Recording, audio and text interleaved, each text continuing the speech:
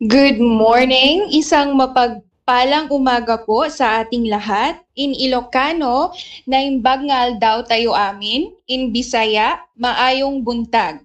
On behalf of the Development Academy of the Philippines, I would like to welcome all of you to the online learning session on Information Security Management System. My name's Kate, and I will be your moderator for today. This is a very exciting day for us in the Academy as we have received an overwhelming number of registrations for this online learning session. So right now we have 40 participants on Cisco WebEx, but we are reaching almost 100 on YouTube. We are actually very happy to find that a good number of people are interested in information security. As illustrated in the YouTube video that we asked you to watch earlier, InfoSec is very important in this era since anything can be shared online. So before we start, we would like to recognize the people tuning in to this webinar. On the chat box at the right panel of your screen, please type in your name and the agency you represent. For example, my name is Kate and I'm currently with the Development Academy of the Philippines.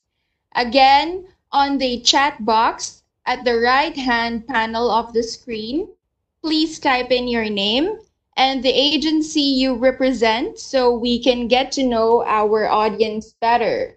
So we have Mr. Marlon Gamido from Tarlac State University. Welcome po. We also have participants from Bukidnon State University, Tarlac State University. Wow, ang daming taga Central Luzon. We also have Mr. Johnny Emmanuel from MWSS. Welcome po. I've noticed also that we have several participants from DOST and their regional offices. And of course, we also have participants from the Development Academy of the Philippines. We have Mr. Jay Castillo. We also have participants from DILG, CSC Region 10, Mr. Miss Henry Fel Adlaon. So we can see that for received several registrations. We also have participants from the Academe, UP Los Baños, Luzon State University, Batangas State University, University of Southeastern Philippines, and from our national line agencies, DENR. Thank you very much for attending this webinar. So it looks like everyone is ready for the webinar. So let me just share with you a few reminders for this session. So first, for those of you who are on Cisco WebEx, make sure to mute your mic. As a precautionary measure, all of your mics are muted by default. However, accidents can happen, so always check if your mic is muted to avoid unnecessary background noise. Second, please place your phones on silent mode to avoid any distractions and focus on this webinar as we will be conducting short polls throughout the lecture. Should you have any questions at any point, feel free to type them in on the chat box at the right panel of the screen. Take note that there is a 30 to 60-second delay on the YouTube live cast, but we will make sure to accommodate everyone's questions as soon as possible. This webinar is actually a preview for our upcoming training course on Information Security Management System on June 16 to 18, that is next month. So should you decide to join the full training course, let us know so we can give you a 10% discount on the course training fees. So the objectives of this webinar are for you to understand the concept of information security, appreciate the importance of an ISMS or Information Security Management System, and recall the steps in implementing an ISMS. To ensure that these objectives are met, we have engaged a very capable resource person and expert in information security. He is an information security professional specializing in the areas of information risk management and information security development and implementation. He is currently the practice leader for IT governance and ISO 27001 or Information Security Management System. He has over 30 years of experience and expertise as a consultant in information security, business continuity, and IT management systems. He has been enhancing his knowledge and skills for development and implementation of information security standards and practices locally and abroad. Ladies and gentlemen, let us please welcome Mr. Teodoro Ted Ramirez. Hello and good morning sa inyong lahat. Welcome dito sa ating session regarding information security o yung tinatawag na ISMS, Information Security Management System. Today, malalaman ninyo kung paano sa simpleng paraan magtayo ng isang ISMS compliant dun sa ISO 27001. Now, just like sinabi ni Kate, in case meron kayong questions, feel free lang na isulat ninyo sa chat box yan. Later on, at the end of the session, sasagutin natin yan lahat ng kaya natin sagutin ng mga tanong ninyo.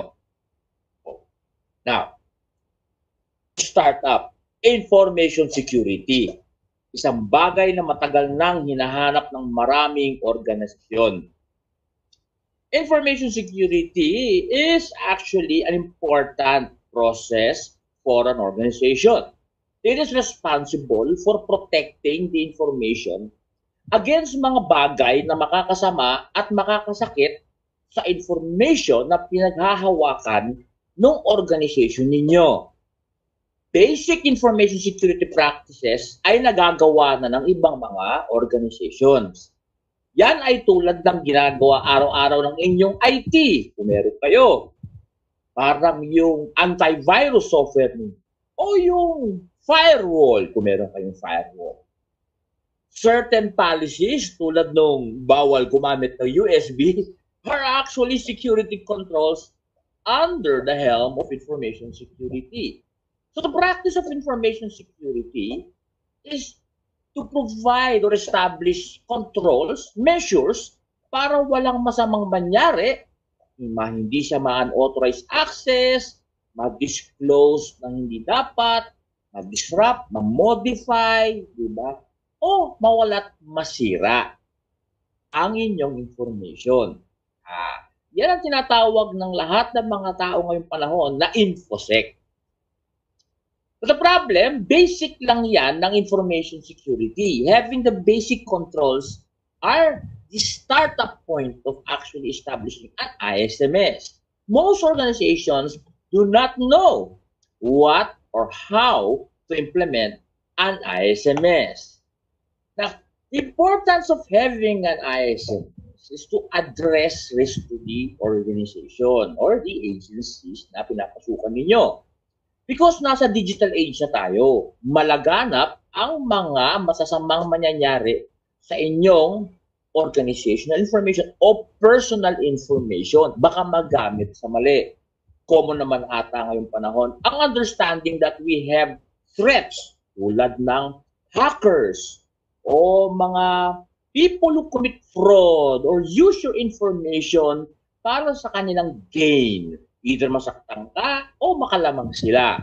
O, yan ang importansya ng paggamit ngayon o pagtayo ng ISMS. Due to the recent technological developments, oo naman, mas vulnerable ang inyong information across the globe. Now, setting up information security is common for most companies. It's an understanding na kailangan natin protektahan ang kumpanya natin. But we need to put a systematic process to ensure na inaalagaan yung controls na tinayo ninyo. Madaling magsabing mag-install tayo ng antivirus, pero kung hindi nyo aalagaan yan, dahil hindi naman yan magiging effective sa haba ng panahon. Hence the reason marami kayong naka-install na antivirus na hindi updated, hindi nakakahuli ng virus, o for better cases, pinapatay ng mga gumagamit. Okay? Because wala yung governance. If you are wondering how to establish an ISMS, most organizations adopt the ISO publication 27001 as a baseline guide for implementing an ISMS. An ISMS or an ISO 27001 contains these specifications, the requirements of establishing, implementing, documenting, monitoring, and continually improving an ISMS. Nakasulat na sa best practice publication na yan, internationally accepted. Paano tatakbo ng mabuti ang inyong ISMS kung kayo ay nagtayo ng isa? But to have an ISMS or to be compliant sa ISO 27001, may mga bagay-bagay na kailangan kayong sundan o gawin doon sa publication. Now, kung kayo ay nakapagtayo ng Information Security Management System. Remember, information security is how to address risk. So kung inayos mo yung mga kusot, issues, gulo, problema na pinapasukan ng inyong kumpanya araw-araw in relation sa inyong mga operations, informations, o assets na vital, critical, o sensitive sa kumpanya. Kung inayos yan, matanggal ni ISMS ang risk, pagkakaroon ng operational effectiveness. Gaganda takbo talaga. Ayaw ni ISMS ng sablay. Hence the reason nilagyan na security measure yan para hindi magkaroon ng risk. Inherently, if meron kayong operational effectiveness, mababawasan yung mga rework, overtimes, redoing mga trabaho, marireduce nyo loss and wastages, and magkakaroon kayo ng greater cost effectiveness. Kasama sa requirement ng information security, ang pagsunod sa batas, sa regulasyon, sa ordinansya. Compliance ensures na hindi kayo magbabali ng mga legal, statutory, or contractual obligations na pinasok ninyo. Therefore avoiding unnecessary legal costs. And because nilagyan ni ISMS yan ng proteksyon para hindi kayo masaktan to a certain degree, the organization will have greater resilience. Kahit anong dumating sa pintuan ninyo na hindi maganda para sa inyo, mapipilitan labanan yan para hindi kayo masaktan. Therefore, enhancing yung inyong image reputation sa inyong mga end users, customers, clients, partners, and other stakeholders. Enhance reputation yan. Magkakaroon sila ng trust and confidence sa inyo. This gives the organization peace of mind. Now, before we continue on our quest, learning how to do an ISMS, merong maliit na poll. Questions lang naman tayo. Now, I need you to answer this question. Stated here, Anna played a Facebook quiz called Only a True Genius Will Score 100% of this quiz. Choices ninyo, A, security breach ba ito? O B, not a security breach. On your right side, makikita ninyo na meron kayong multiple choice. Please answer this in 30 seconds before we continue.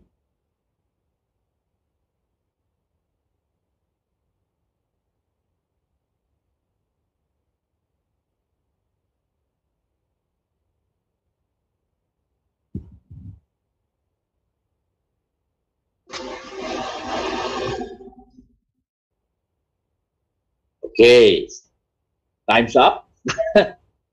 Now, if you look at the question, the answer actually is a security breach. Dapat malaman ninyo na ngayong panahon, maraming nag-o-offer ng ganyang klaseng mga activities. Sa Facebook, sa kahit saan website ka pumunta. Generally, they are asking you to perform activities, but they're also asking something from you, like access to your data, access to your camera, your photos. They will ask for your name, your cell phone number, or they will ask for any other credentials na hawak ninyo. Oo naman, di ba? Security breach yan. Binibigay nyo sa mga taong hindi nyo kilala ang mga information na dapat hindi ninyo ibinibigay. Una-una, di naman nyo kilala kung sino mga nandyan. So the answer would be a security breach. Now, magtayo tayo ng ISMS. 8 steps lang yan para makapagtayo ng Information Security Management System. Looks easy, and you would wonder bakit hindi nila maitayo ng mabuti. Marami ng organization ang sumubok magtayo at nahirapan maabot yan. Hindi kasi sila nabigyan ng mabuting direksyon at guidance. The first step would be project initiation. The second would be ISMS definition. The third would be risk assessments. Fourth, risk management. Fifth, training and awareness. Sixth, preparing for the certification audit. Seventh, the actual certification audit. And 8, the promise for continual improvement. Now, first up, project initiation. Most cases, ang pagtayo ng ISMS ay tinitreat as a project. O naman, may project team yan. So may mga tao kang i-assign para sila mag-helm nung pagtayo ng information security at pagpatakbo. Dahil tinitreat ito sa project, may project timeline yan, which may deadline. Pangit sa project team yung open-ended, which wala nang katapusan at hindi na nyo makikita kung nakatayo ng ISMS ninyo. But the project management committee or the project management team requires support from the business, the senior management. Sa senior management kasi nanggagaling ang pagbigay ng direksyon, ang pagbigay ng mga resources needed para tumakbo effectively yung ISMS. Pagbigay ng authorities and approvals, including decisions kung yung tinatayo ng team ay mabuti para sa kumpanya o hindi. Remember, the ISMS ay kailangan maitayo base sa tinatayuan ng organisasyon nyo. Paano kayo tumakbo at anong serbisyong binibigay nyo. So, first up, itayo natin yung governing office na yan. Second, the ISMS definition. Bakit natin dinedefine ng ISMS kung saan natin ini-implement? You see, kapag mag-implement ka ng ISMS, lalo na for ISO 27001, you must specify kung ano ang target. Sino ba magpapa-ISMS? Most cases, sinasabi ng iba, tara, head office na lang. Huwag muna yung mga regional offices. Pwede yan di ba? Or you can say, head office including all the 300 regional offices. Pwede rin yun. A decision has to be made, but it must be clearly recorded and documented and approved by the business. We need a scoping document which states the objective, scope, the limits, interfaces, dependencies, exclusions and justifications, kasama at hindi, and kung ano itong kumpanyang ito. Ano ang laman niya, kultura niya, ano ang kanyang mga produkto, serbisyo at mga proseso. Yan nililinaw yan Some organizations actually even take a smaller scope, like, tara, si IT na lang ang pa-SMS natin. In the end, na-certify lang si IT. But then again, it's not recommended to make the scope maliit because an ISMS is a holistic practice. Because information nga naman sa isang kumpanya ay bumabiyahe end-to-end. But this clarifies kung ano ang magiging responsibility, accountability ng mga magtatayo ng ISMS. Now, kapag tinayo mo ang ISMS, importante na mag-risk assess muna kayo. Ang sinasabi ng mga practitioner, risk is the genesis of your security control. Diyan ang galing yung security control nyo. Kung hindi kayo mag-risk assess, hindi nyo alam kung sino ang kalaban nyo. The risk assessment will give you a picture of yung mga threats na hinaharap ng kumpanya na makakasakit sa inyo, yung makakasama sa organization ninyo. Risk assessments must be performed in order for you to know what your risk landscape is. So, risk assessment gives you the opportunity to identify the requirements, information security requirements of the organization. It gives you the capability to assess, evaluate the consequences, yung sakit na maibibigay nitong mga risk sa inyong organization. And lastly, dahil meron kayong documented risk assessment, you will now be given the ability to decide what you intend to do sa risk ninyo. Importante risk assessment. No matter of fact, kung wala yan, hindi mo alam kung tama ang tinatayo nyo. Now, if you have performed the risk assessment, it is important that you, after deciding what to do, manage the risk. The actions that are recommended to address the risk ay apat lang. You have the option of risk reduction, risk acceptance, risk avoidance, or risk transfer. Ganito lang yan. Kung meron ka nakitang risk, the organization must decide by recommendation and proposal whether you should reduce, accept, avoid, or transfer the risk.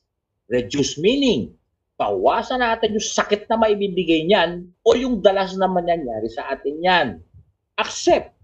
Ibig sabihin, kung masasaktan tayo niyan, tanggapin na natin yung sakit para maramdaman na natin, wala na tayo magawa about it. Definitely needs management's approval.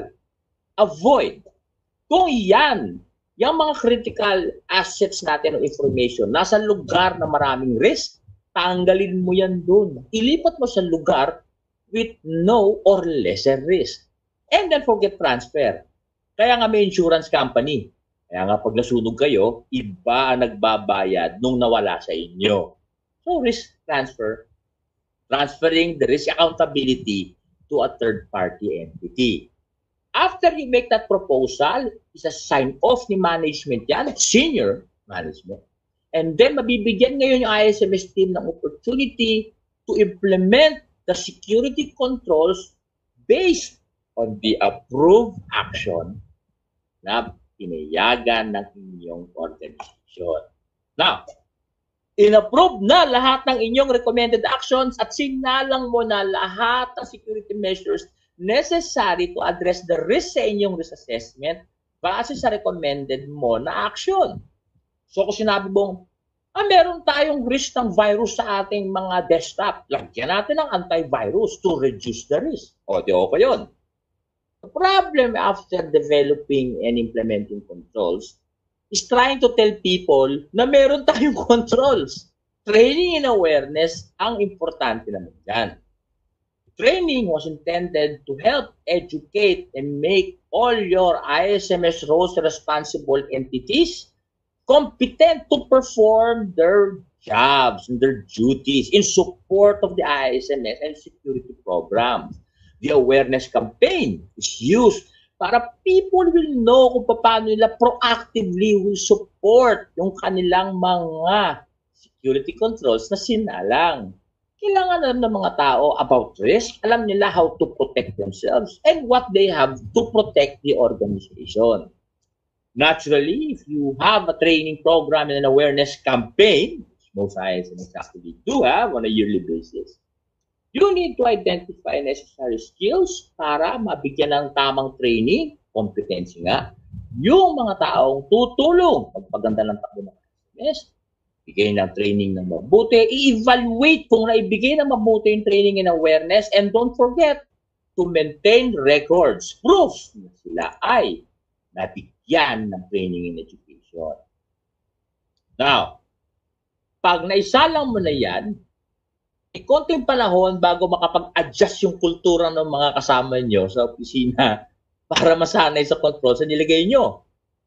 Kuha kayo ng maraming policies, physical controls, saka technological controls na dahan-dahan, through training and awareness, malalaman nila kung paano suportahan. Now comes the time where you will prepare for the certifying or the certification audit. Preparing for audit means that the ISMS team must perform activities mandatory to show compliance to the ISO 27001.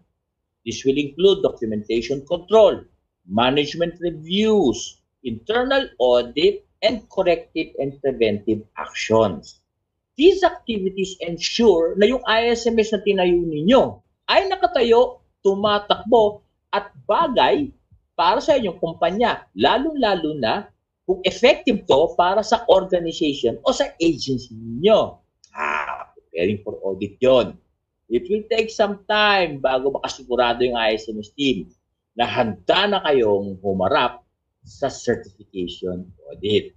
Then the day comes na tatawag na kayo ng certifying body. Ito na yung certification audit. Certification process takes 2 stages. One would be the documentation audit. Stage 1 yan.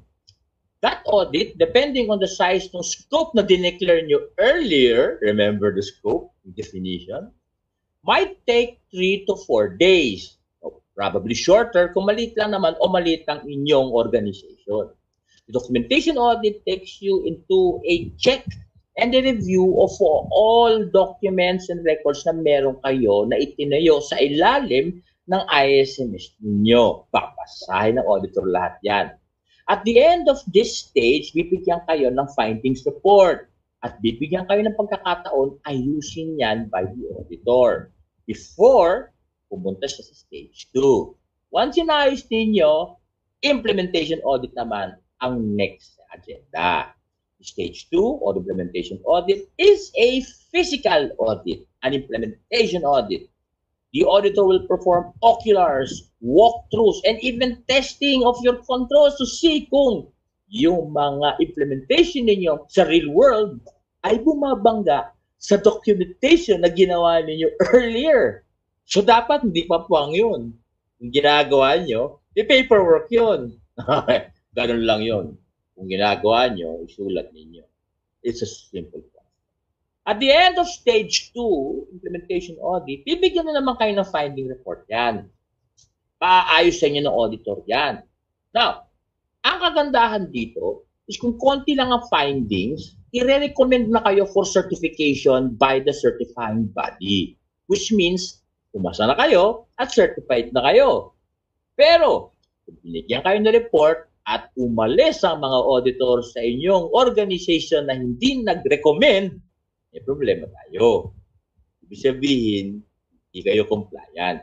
But, certified body will give you a maximum of 6 months to fix lahat ng pagkukulang base sa report para kayo ay pumasa. So, may pagkakataon pang ayusin yan. Pag lumampas ng 6 months, bayad kayo ulit. General. Now, let's take another short poll or quiz. Diba? Again, we have the questions. Okay. Which of the following is a goal of risk assessment? A, to identify the necessary qualifications of staff. B, to make decisions on how to manage the risk. C, to ascertain whether the approach used by management allows for the improvement of the framework in place, or D, all of the above. Check your right-hand panel and please answer yung ating short poll in 30 seconds.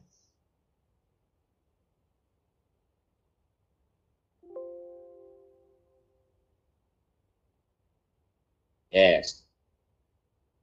Now, ito simple lang. Kaya ka nga nag-risk assessment eh.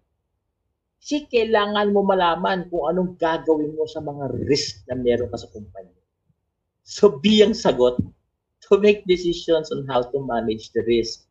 Like I mentioned, the risk assessment will give you a picture of your risk landscape, therefore giving you the ability to decide what to do dun sa risk na yon based on its impact and its probability.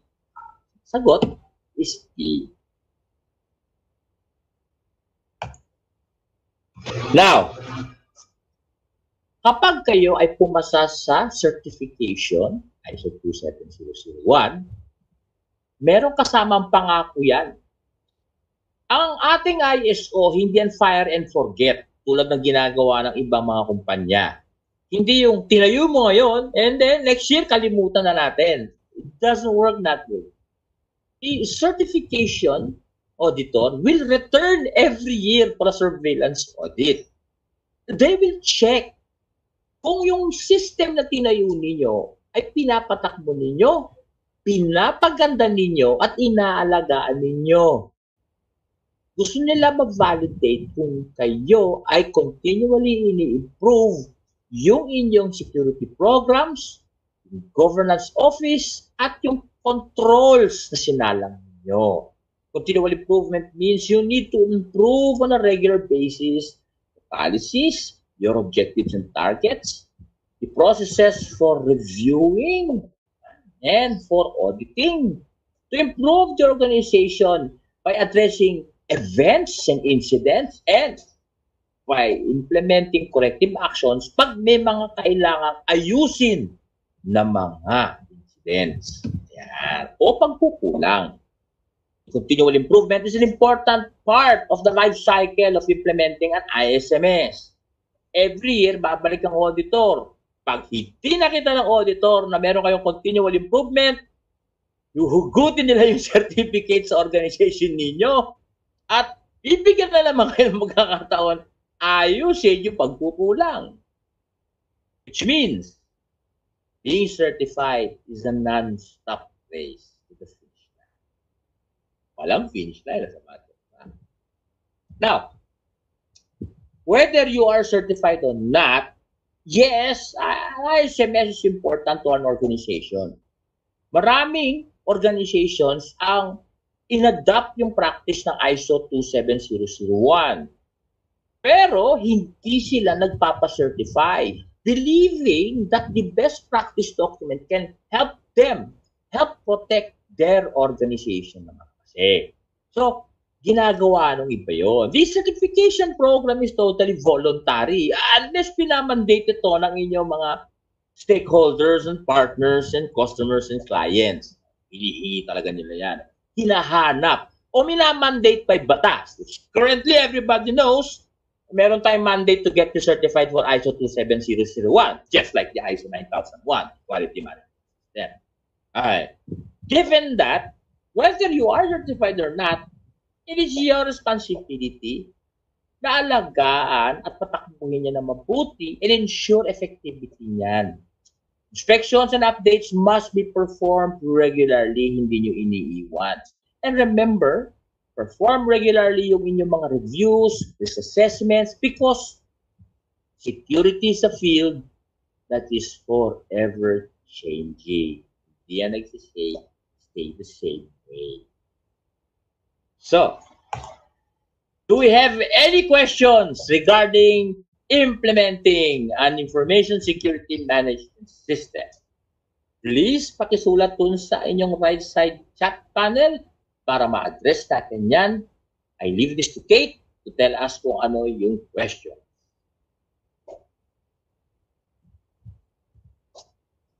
Thank you for the informative presentation, Sir Ted.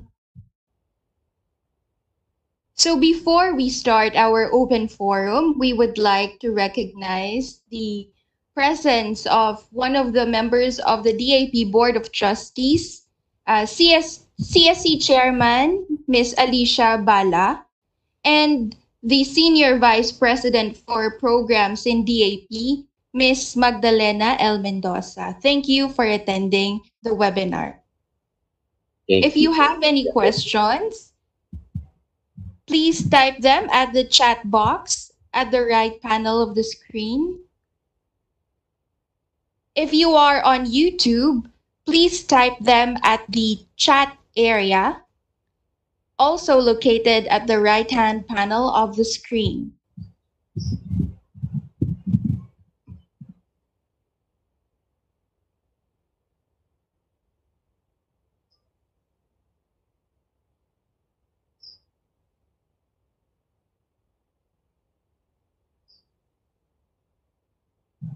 You can ask any questions regarding implementation, cost, scope, or the certification.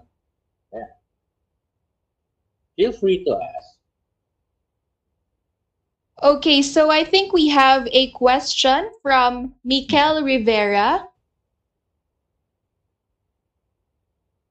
And the question was posted on YouTube. Yes. So his question is, the certification is market-driven. For government, what is the value adding, lalo na if ISO certified na kami? Magandang tanong yan. But then again, ISO certified must be specified. Because one ISO does not mean na certified na kayo sa lahat ng ISO. Each specific publication only addresses a specific discipline of the business.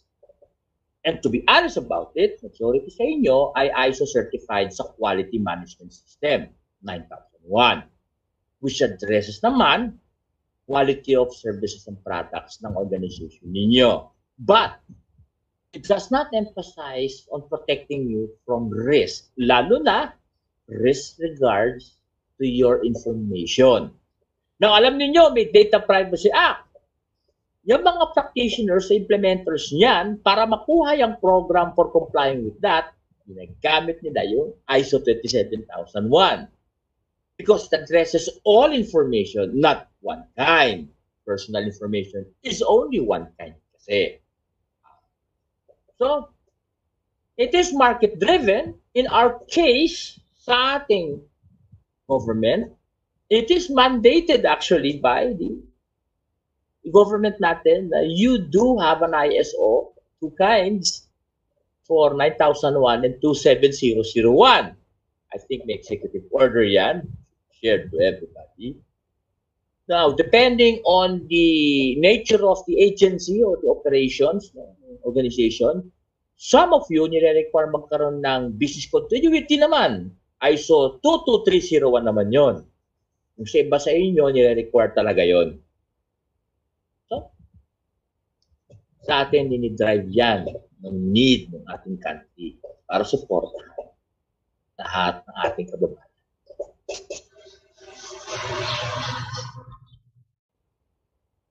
Thank you very much, Sir Ted. We also have another question from YouTube.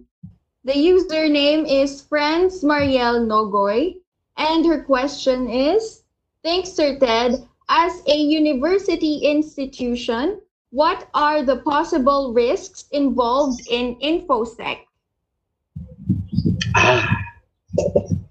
Educational to. Correct, diba? Okay. The risks here are related to educational programs and projects.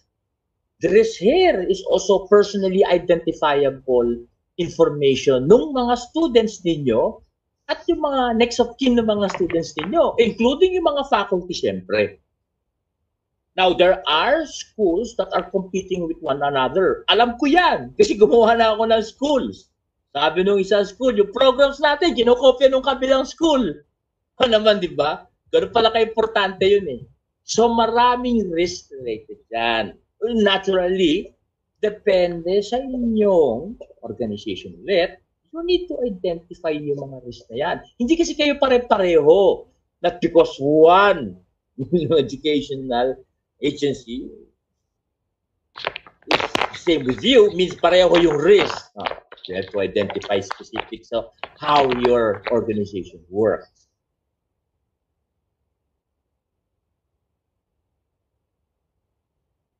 Okay, thank you, Sir Ted. Another question, galing po sa YouTube from Michael Casas. How will the certification proceed now that we are on lockdown? Maganda yan. Currently, we are all in lockdown. And for better understanding, share ko lang sa inyo, maraming projects to achieve compliance sa ISO medyo naka-suspend muna. Because the projects, or like 27001, needs the operation to be back to normal para ma-understand niyo yung correct implementation. Now, some implementors realize this is a good opportunity to establish the right security controls because currently we are in a disaster or pandemic around, which is very good for information security at saka si business continuity. Now, information security, syempre, wants to make sure yung safety ng mga tao, yung safety ng organization. So, kahit sa gitna nitong disaster nito, lalagyan pa rin niya ito ng mga security measures para hindi lalo makasama sa kanila yung current situation. Ganon din yun, same concept. In most cases naman, some organizations do use this opportunity to strengthen, diba, yung kanilang mga security measures.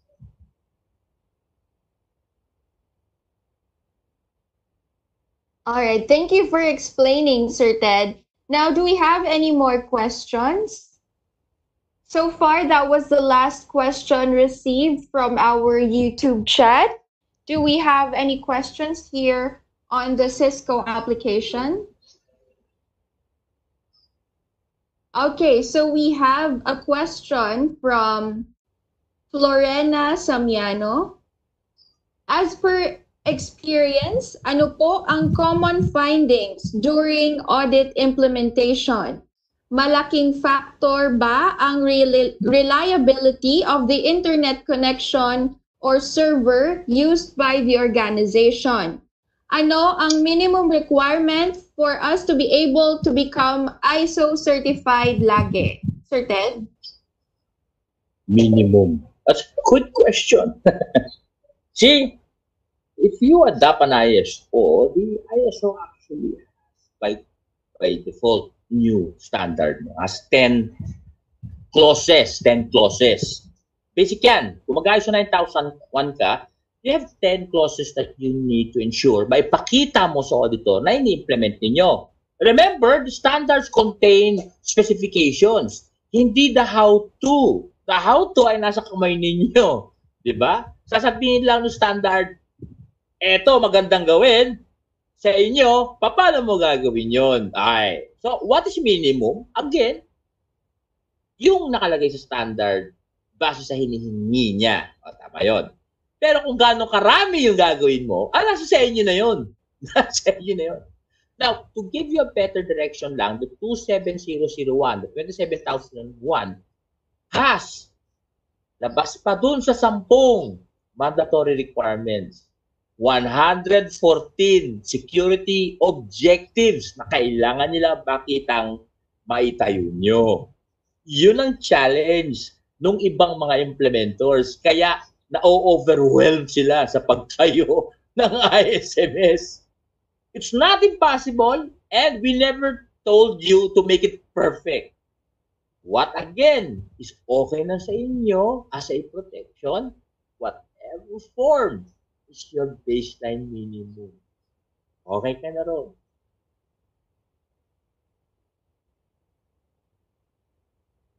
Okay, sir, but what are the common findings during audit implementation? And is the internet connection or the server being used a huge factor in implementing an ISMS? ISMS is non-IT specific, which means the internet does not play a huge factor. Naturally, if you have internet access organization, dapat may mga security measures ka to protect you from the internet at yung risk coming from the internet. O dadami lang yung controls. Pero kung wala naman kayong internet, you prefer to be offline, hindi masama yun, hindi bawal yun, at hindi naman yan hahanapin ng auditor. Papasa pa rin kayo ng 27001. O naman, kasi hindi naman yun ang context ng business ng organization. So, pwede yun. Servers, kung meron kayong server, naturally hahanapin ng auditor ng mga security controls to protect the server. Pero kung wala naman kayong server, di wala. Hindi naman kayo pipilitin ng auditor na magtayo kayo ng server. Hindi nila gagawin yun. Hindi nila gagawin yun. So, again, it doesn't really play that much of a major factor. It's non-IT specific. Common Sir Ted, mostly their documentation. To be honest about it, their documentation and the awareness. Yung bang alam ng mga employees na kasama ninyo, meron kayong security controls. Tulad ng tanong yung may katabi mo. Sabi mo, pare, meron ba tayong policy na bawal gumamit na USB? Meron ba? Hindi niya alam no? Yun ang problema doon.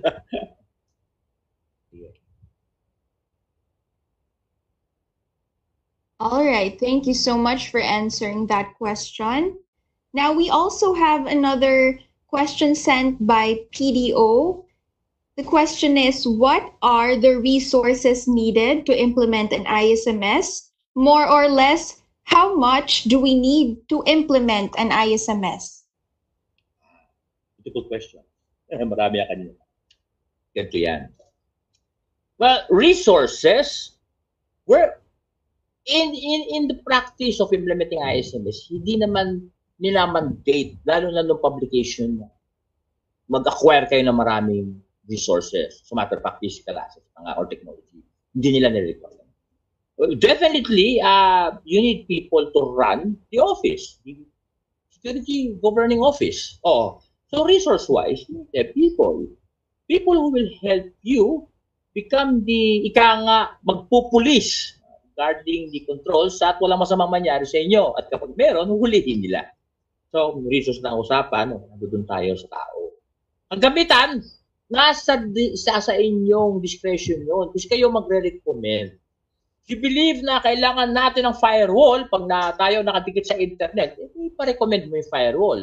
But you will justify yung cost benefits niyan based on the results of the risk assessment. Now, the second question is regarding the cost. Cost of certification, correct, Kate?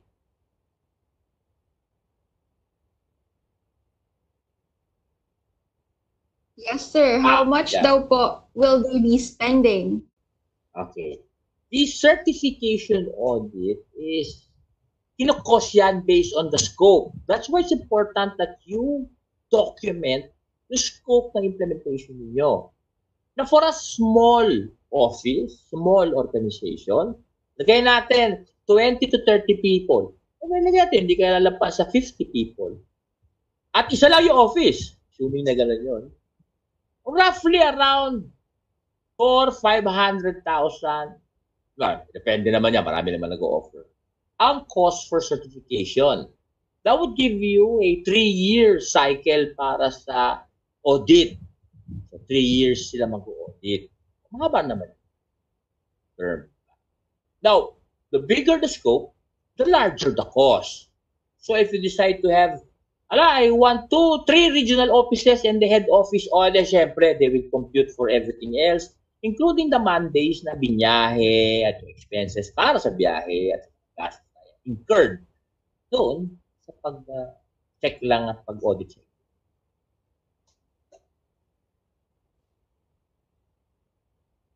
Thank you, Sir Ted. We hope we were able to answer that question. Now we have 2 related questions here from PSA Aklan and from Mikel Rivera. The questions are, Are all information in the organization needed to be secured or merong mga info na hindi kailangan i-secure? How about public information? Does it need any more protecting, Sir Ted? Good question. Hindi pare-pareho lahat ng organization. And the reason you perform risk assessments is for you to discover ano ang importanteng information sa inyo. There are truly information importante sa inyo and there are truly hindi naman. Lalo na items or information that you share sa public. You don't care, okay lang share sa lahat. But hindi mo sinasabi lang yon. You have to assess which ones ang dapat. This is the reason the Information Security Office, the organization, creates a classification policy to identify which information is which ones are critical, sensitive, confidential, secret, and which ones are internal use for public, diba? So, nasa sa inyo yon to decide. Pero iba-iba yan. Now, hindi naman just because lahat yan wala ng control. Kunyari, lahat yan open. Wala ng control. Hindi naman din yan. That's why it's important to perform a risk assessment because you need to know kung baka meron, baka pag naggamit sa hindi dapat yan, bumalik sa inyo yan at kayo ang masaktan. Pag-aralan ninyo na mabuti.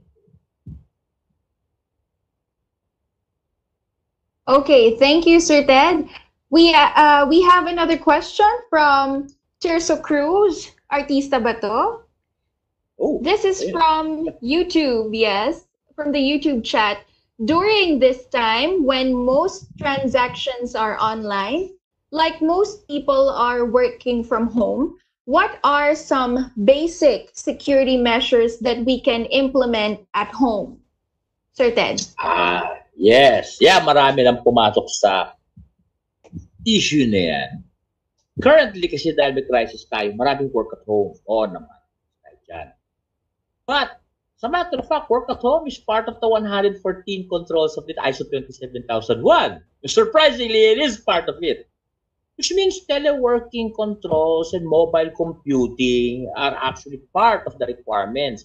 Kailangan ma-establish ninyo yung policies at saka mga supporting guidelines and operational processes on how to apply work at home, teleworking, and mobile computing in your organization. Okay, you need to establish that. This is a good opportunity, like I mentioned earlier, na makita ninyo ay kailangan pala yan. You need to perform risk assessments on how people work remotely, work at home, di ba? And then provide the controls that you believe is important or effective to address risk while they are working remotely sa inyo. Yun yung kaganapan. So, you need to perform that.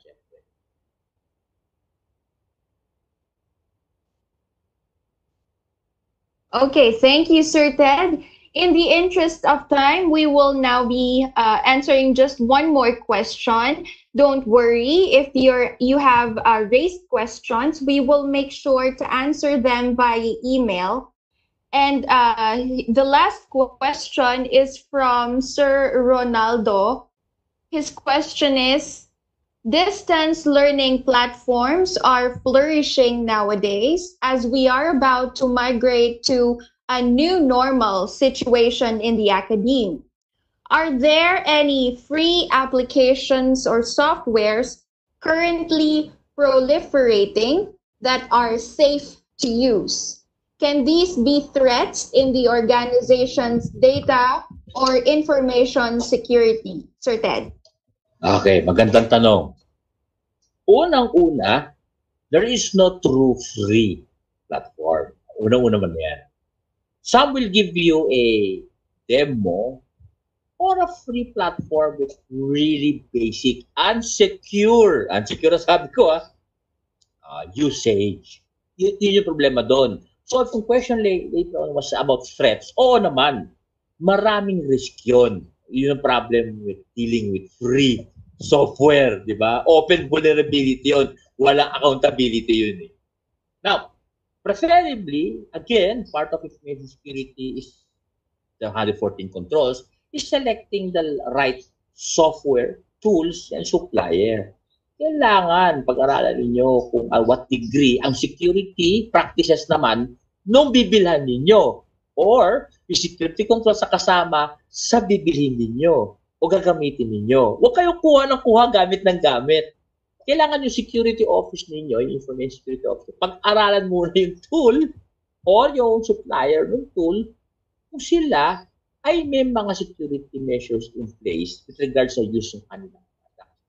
Kung wala, huwag mo pipilitin. Tumingin ka na sa iba. Doon manggagaling yung butas later on. At remember, hindi lahat ng mga gagawa ng masama ay nasa Pilipinas. Iba nasa abroad. Just to be sure of that. All right, and that's the last question for our webinar on ISMS. Thank you so much, Sir Ted, for answering all of those questions. Now, to our participants, if you wish to gain the skills and knowledge needed in the implementation of an ISMS, you may join our 3-day training course on June 16 to 18. We shall be giving a 10% early bird discount to those who can register this week and next week. After this webinar, we shall also share with you the registration link via email. So that ends our online learning session on ISMS. We hope you had a fun, enjoyable, and enriching experience. Before we say goodbye, please help us improve the delivery of our webinars in the Academy by answering a post-webinar evaluation form. You can now use your mobile phones to scan the QR code shown on the screen. So it will lead you to a link, a Google form for the post-webinar evaluation form. Certificates of attendance will be given to those who will accomplish the evaluation form. We also have the attendance of the participants here on Cisco WebEx and on YouTube. So, Sir Ted, any last words? Well, I think this is a good time para mag-realize ko yung start talaga. I hope that you try to embark on this journey of protecting yung inyong organization and therefore protecting yung sarili niyo. Even during these times of crisis, naman. Sama naman dapat nga yan sa information security. Protektahan kayo dapat yan. So, again, maraming salamat sa inyong lahat and stay safe. On behalf of the Productivity and Development Center of the Development Academy of the Philippines, Sir Ted and I would like to thank all of you for attending this webinar. Maraming salamat po. Muchas gracias. Merci. Shukran.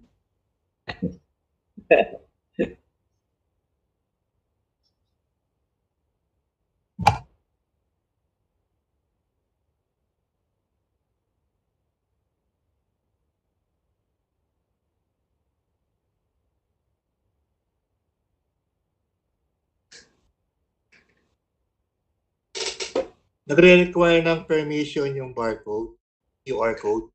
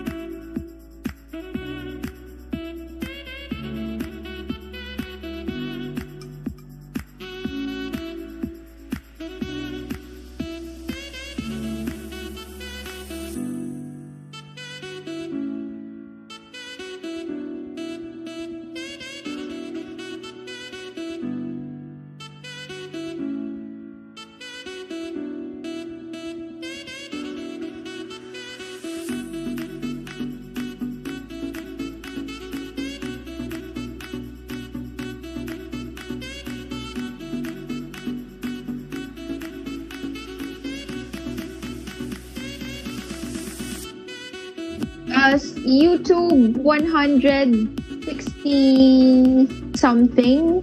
And then sa Cisco, we had 52, 53. So around mga gano'n, 200 plus na participants po.